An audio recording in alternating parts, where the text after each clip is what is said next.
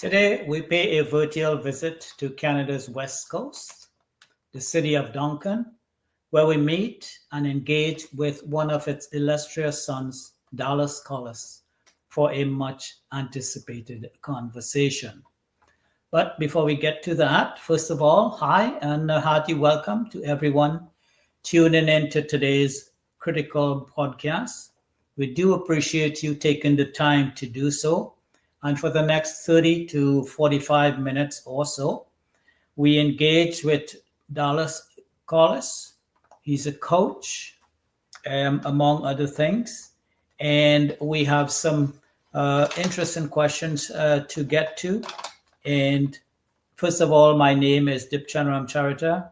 I'm the Outreach and Development Coordinator at Voice of Men 360. Voice of Men 360 is a non-profit organization based in London, Ontario, Canada, and is primarily focused on uplifting and advocating for men and boys, though we do reach out to other demographics as best we can. Voice of Men 360 is part of International Men's Day, founded more than 20 years ago, and currently providing similar services for more than 90 countries for men and boys.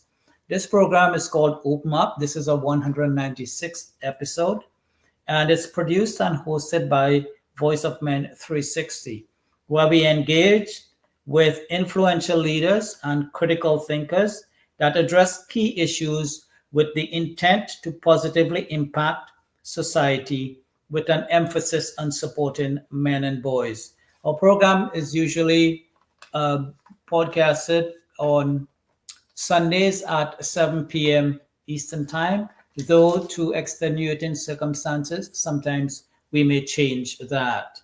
Before we get to our speaker today, I would like to run through our disclaimer.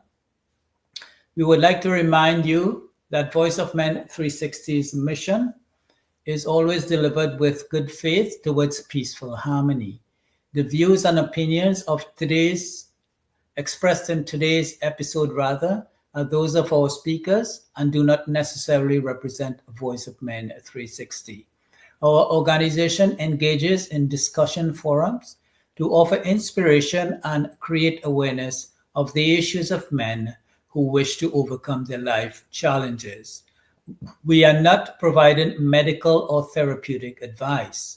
Should you require that type of assistance, we recommend you contact a medical professional immediately. If you have any questions or concerns about today's episode or any Voice of Men 360 content, please email us at info@voiceofmen360.org. And on now to our esteemed guest, who is an author, speaker, and coach, Dallas Collis. Please, Dallas, introduce yourself, and then briefly you can introduce yourself, and then we'll get to some questions. Go ahead, Dallas. Good evening, gentlemen. Thank you for having me here. I was wondering if I can start with an agreement. And that agreement is about our destination. And I mean every human destination. Could we agree that we all want or we seek a peaceful heart, happiness, love, acceptance? Every parent will be asked, what do you want for your child? And after a doctor or astronaut or whatever, they will say, I just want them to be healthy and happy. So could we agree that maybe happiness is the ultimate destination of all human beings? Good point. You got a good point there. I'd go along with that. Okay. That then becomes our purpose. That is the only purpose humans have. So the question is begged, what is stopping us? What is in the way? And what is in the way is our story. You each have a story, and I have a story. It is all the things that have happened to us since our early childhood. We collect experiences, we hear things, we're told things, we're taught things. We experience falling down and getting up. We experience getting in trouble. We experience winning and losing, failing and succeeding. And all these things have some negativity involved. We often call it trauma. I came out of my childhood highly traumatized, bullied and somewhat beaten physically and psychologically, until I thought I was not smart enough, not good enough, not capable, a failure. And I spent 50 years living with that pain, with that emotional baggage being dragged around with me. Living in a story, I call it the story mind.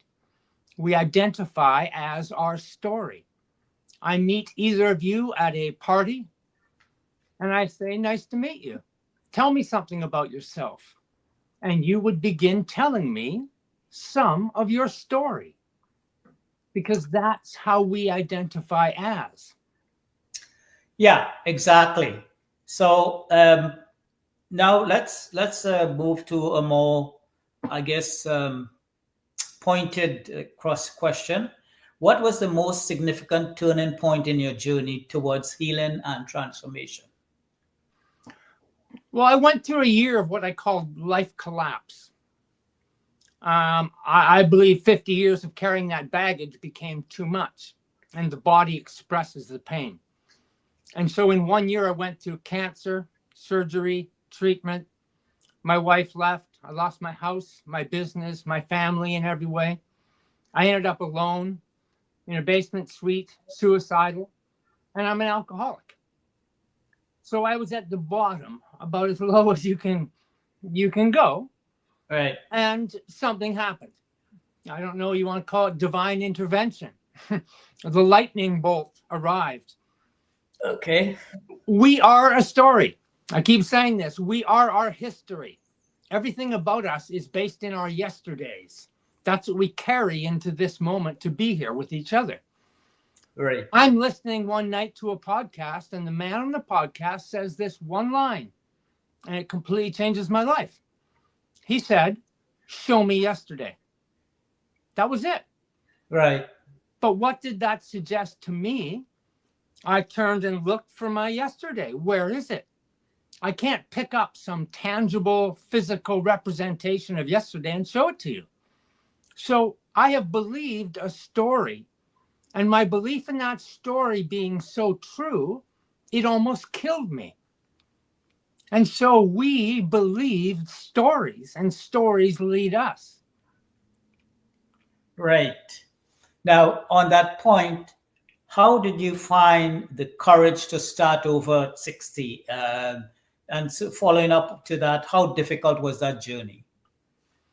Well, I'll throw a real wrench into courage. I think courage is a weakness, because courage is fighting and struggling to stay in your story. It doesn't take courage to leave your story. It takes acceptance that this story is not the truth of who you really are. And that's what I went through.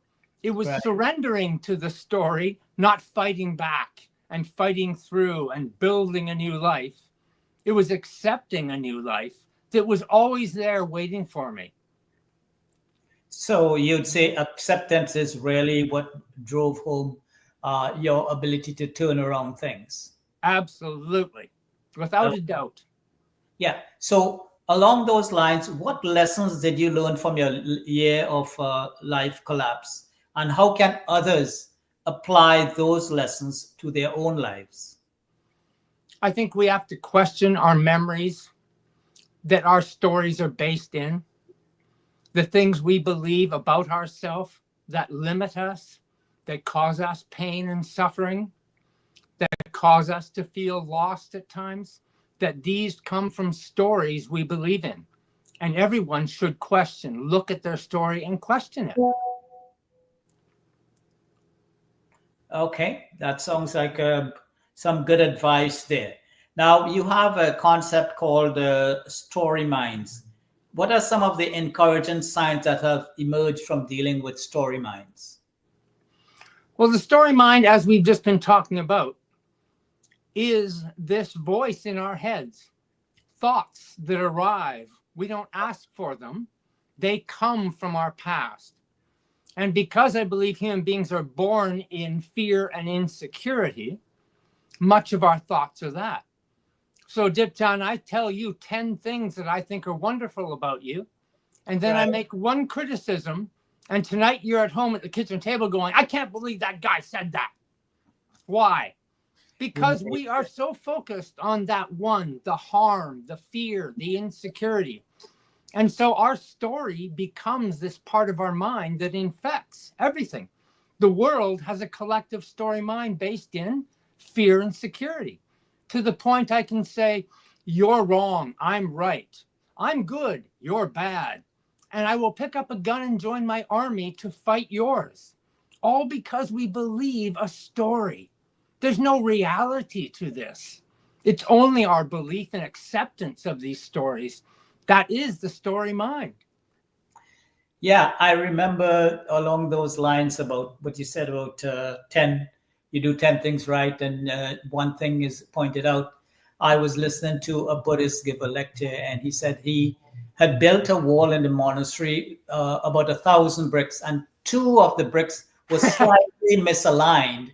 And that was an eyesore, and he couldn't sleep, he kept over and over until the head monk told him, what about in 998 that are perfectly aligned? Yes. So this is the concept but it's human nature to think like that. But we have to look at the 998 bricks and not the 2, to get something positive in life. So for those who have engaged with your work, including navigating through emotional baggage, what success stories can you share with us?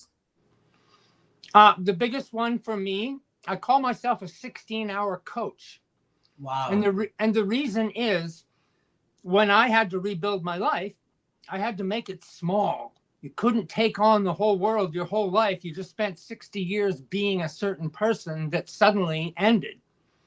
So I look at the day, 24 hours. If I sleep 8 hours, I have 16 hours to live. That's it. And we only ever have this day. I can't live yesterday. I can't live tomorrow. I will only ever be in one day, 16 hours at a time. So if I looked at everything in 16 hours, I could eat a little better. I could go for a walk. I could tell someone I love them. I could be there for someone to support them. I could do good work to keep a roof over my head, clothes on my back, and food in my belly. Attention in 16 hours, and I have no time to worry about the past or be afraid of what might come tomorrow. I have to be here right now, and that changes everything. True. I think one of the things that I've noticed with both religious as well as secular, if it's one area they agree on, is exactly that.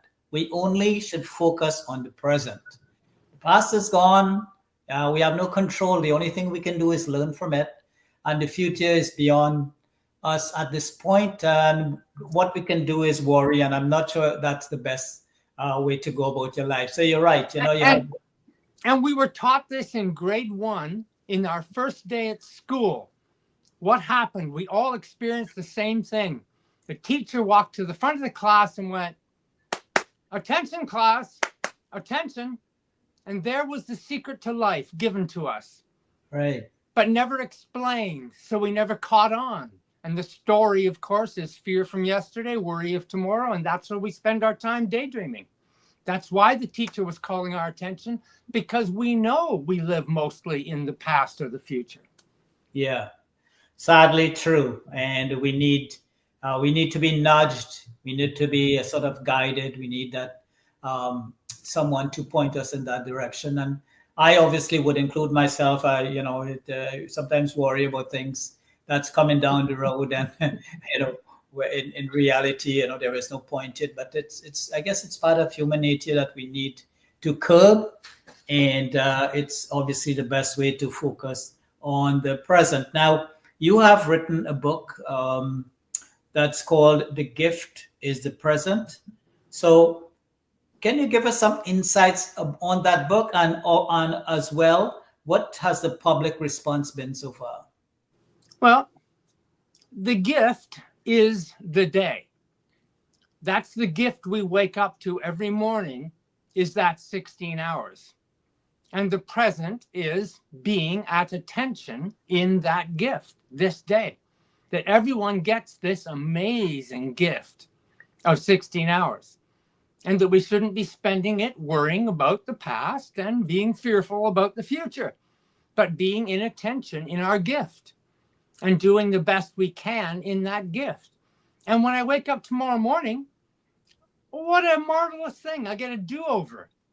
I get another 16 hours, and I get to practice being the best human being I can be for 16 hours. And every day I get this gift. And we don't recognize how special it is, how wonderful it is for everyone. That's true. And so, what type of response have you had? Have you had any feedback from the public in terms of what they felt about the book? Yeah, it's growing. I do a fair bit of coaching now with people because they get this moment. Yeah, I think it happens to us as we mature. 45 to 55 years of age, maybe we've had children, maybe we've had a college degree, we've had quite a bit of a career, we're getting that last decade, and there's this nagging feeling, is that it? Is this what it's about? And so I'm working with people constantly about that, being present, because they're constantly worrying and upset and not sure, because they're just not being present. They're holding on to so much of this baggage that they've carried for years, and it's beginning to weigh them down. They're tired. Yeah, that certainly takes a toll on you. And, we all seem to be doing that, each and every one of us. But those of us who catch ourselves in time to one way or the other, are fortunate enough to, change that attitude and, focus more on where we are today. Now, I want to shift gears a bit, and we are a men and boys advocacy group, and I want to focus a bit about that. From your perspective, what do you believe are the most pressing issues facing men and boys today, and how can we address those? I think it's understanding women. I think that we have traumatized men and are now traumatizing women on the exact same path, just in different times. And what I'm alluding to is there was the time, for 10,000 years, men, women, and the land were combined. We were mainly farming. There was great meaning and a sense of being and belonging to both the land and each other, and not as hierarchical as it is now. We go through the Industrial Revolution and the urbanization of cities, and men are given a different platform. The industrial site of working with machinery. We suddenly have terms like bringing home the bread, the breadwinner. The man is suddenly elevated, and we decline the status of the woman, saying a homemaker, as if it were less important. So men's egos became structured to this bringing home the bacon, being the boss, the leader of the household. And this was a new meaning for men, not an old one. And this new meaning then gets broken down during two great wars, the First and Second World War. And by the end of the second, women have come into what? The industrial system, doing men's jobs, working at men's machinery, bringing home paychecks and feeling the same kind of boss feeling inside of themselves and an independence, all these structures. And this collides with what? With man's meaning. And the men are suddenly being competed against by women in the same arena. And I think we've watched the last 50 years a slow traumatizing of men, because there is no new meaning has been structurally given to men. And women are now in a great crisis. I talk to women every day who are in a terrible confusion and don't really have a sense of their own meaning. And all they feel is tired because they're trying to compete with men, run as fast as they can, make the money, have their own independent life, break down a family. And you've got men breaking down going, what am I doing? Where am I going? Where is my place? And I think we're going through this revolution right now. So we can really see it when we look at women in crisis. We see it in the men not being able to find a solid footing, and men so traumatized that they can't connect with their sons. I know I was viciously guilty of this. I was carrying so much baggage and trauma and hurt that I was focused on me and letting my son just go through whatever he found. And most of it was found out there in the internet. And that further split us apart. Right. One of the yin and yang seems to have disappeared, or is disappearing, sadly. We have that complementary factor taking a backseat now, and it seems to be more of a competition, sadly. And we need to get back to the situation where we can appreciate each one has their given or nominal, if you want to say, duties as such, and we should sort of recognize that. Obviously, there are anomalies, there are always exceptions, but people, should think in terms of working together and not against each other. So that's something that I think both men and women are what I call right now in between. They're in between meaning and being. Right. Being with the world and having connection to nature, to life, and meaning in their place, working in it. And I think both of them are in between and struggling in confusion. Right. Now, one of the areas where men do suffer in especially in Western culture in modern times, is that there seems to be a lack of awareness, far less appreciation for the job that they do out there. And, when you look at the public, when you look at the media and different sources, you don't see that acknowledgement of men's role in society. Sometimes they even, when it's drawn to their attention, they seem to regard it with either apathy or even worse, disbelief. So what are your thoughts about that? How do you think men can be recognized, men and boys can be recognized for the work that they're putting out there? Well, in one sense, it makes perfect sense that they wouldn't be recognized, because there is still a narrative that it is the man's world. The world is run by men. Wars are led by men. Industry is owned by men. So that narrative is alive and well. It has not changed, even though underneath it are the sort of the average man on the street is not living in that way. And that's where this disjointed trauma has happened. Not that men need to be recognized as the leaders, but as important as, valued as much as. And right. Women need that too. And we have fallen to, I think, the dictates of capitalism under just pure money growth, the bottom line. And we have discounted the human nature and quality of belonging and being a part of each other. And that's where I think a lot of this damage lies. Yeah, that's a good point. Now, we're looking at how can men and boys build stronger support networks and prioritize their mental well-being, including seeking help where needed, because that seems to be a big issue with men. They don't go to the doctor. They don't seek out help when it's needed. So how do you think they can build stronger networks to support their situation and seek out their mental well-being? Yeah, this is a really, really difficult area. I think this is the biggest struggle, and it's probably why your organization exists, because it's so obviously a problem and the solutions are very difficult. I work a lot on groups online. Cancer is a great example. Right. So many men will have symptoms that they will never speak up about. Oh, it'll be fine. I'll go. Oh, I don't need to go to the doctor. I was one of those men for sure. But someone close to me had cancer and died because they didn't go to a doctor until it was too late. So the minute I had symptom, I went. And that probably saved my life.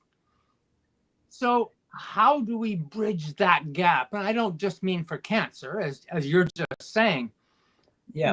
Being able to speak up, being Yeah. able to share themselves without feeling any air of, oh, you're weak because you spoke up. And I think most of that comes from men to other men. And that's the biggest problem right there. We tend to beat each other up more than society does. And it's playing that tough guy role, the cowboy, the leader on the battlefield, the stoic, which is so popular today, stoicism. And it's this tough, grinded out attitude of personal development and improvement without allowing any intimate, open, loving belief and feeling shared amongst men. And that's a real tough line to cross. Yeah, I think it's both inherent in men as well as cultural, that they have that sort of a stoic outlook on life, and the fear is, and obviously that's based on experience, is that the minute they open their mouth about their emotional side, they'll look as, well, you're supposed to be the leader, right? And how Right. come you're whining about your situation? Suck it up, but be a man. That's the way how the narrative flows. So obviously people need to be more men, obviously need rather to address that situation. And the public needs, I guess, more awareness, more education as to that particular situation. Now, I'm moving on to a more general question, and this is concerning everybody. What are your perspective on people's ability to cultivate resilience in the face of adversity? We need to less externalize our lives. We have this problem since time we're children, that everything about us is somehow out there, external to us. So graduate school, get good grades, find a partner, have children, buy a house, buy the car. All these things, these achievements are external to us. And they cause fears. What if I'm not good enough? What if I don't get the nice enough car? Is my house good enough? Am I looking good socially? And we're so in judgment and comparison externally that we're becoming weak internally because we're not being responsible for ourselves. So the man and women today are not looking at themselves and saying, I'm confident and strong enough that I can look after me and love me as I am and not worry about whether you think so. And that's a big step. And we have to push this because social media is pushing us further and further, externalized. I need to be liked. I need to be supported by you. Constant out there. Something out there is going to make me feel better. I'm going to succeed more because of something out there. And we have to turn it back inside, that you already are good enough. You already are the love you need. You already are the strength. And everyone has this. We got to stop looking for it out there and accept it in ourselves. Yeah, true. And the thing is, social connection, social media connection is a virtual sort of a make believe sort of a bond that you share with others. Whereas, as you said, we need to get that personal touch once more. We need that physical contact with other people, and Absolutely. not just clicking off a mouse to see who your friends are, kind of thing. Absolutely. So we definitely need that human touch. We need to get back, as Bruce Springsteen said, the human touch. We need to get back to that way of living. I mean, it sort of encompasses life as a whole. It sort of directs us to have some sort of purpose and meaning. when you have and resilience, is helped by having that connection. So all those are things that people need to And come that's to. the word. That's the word, is connection. Yeah, You know, I absolutely. often start work with people and just say, go for a walk in a forest or Yeah, by an ocean or by a lake. Connect with life and then yeah, start connecting socially with people. It is that connection that brings us back to exactly. ourselves. Yeah, absolutely. Now we're winding down. We have a couple of questions to go. And now, based on your work, what is the overall message you hope would be conveyed through your work? That you are not your story. That is the overall message always. To disbelieve yourself. We we have this whole culture of self-improvement and self-development, and it says today, believe in yourself, be tough, grind, strong. I always say to my clients, do not believe in yourself, because the self you're believing in is a story you believe. I say to everyone, when we look into the face of a brand new baby, a baby before its story, before its name, it is just this human being. We all see the same thing. We see love and beauty and happiness. Our nature, our natural place as human beings is right there. You know, Right. just 3 months ago, my mother died. 2 hours Oh, before she died, I looked into her face, and what do I see? I see the baby's face. I see love and beauty, and my heart is full of happiness, not sadness. It is life. It is the person before the story. At the beginning of life and the end, we come to our true selves. In the middle, we live in this drama, this life storm of events that we think are so important, and we forget ourselves. true. And on that note, we're so sorry on behalf of the organization. My condolences for your loss. Oh, You know, to me, it is not a loss. It is a beautiful life spent.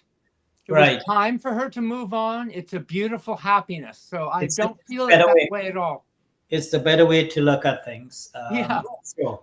Yeah. So before we get to the final question, just some further information about our organization. We would like to invite as much people as possible.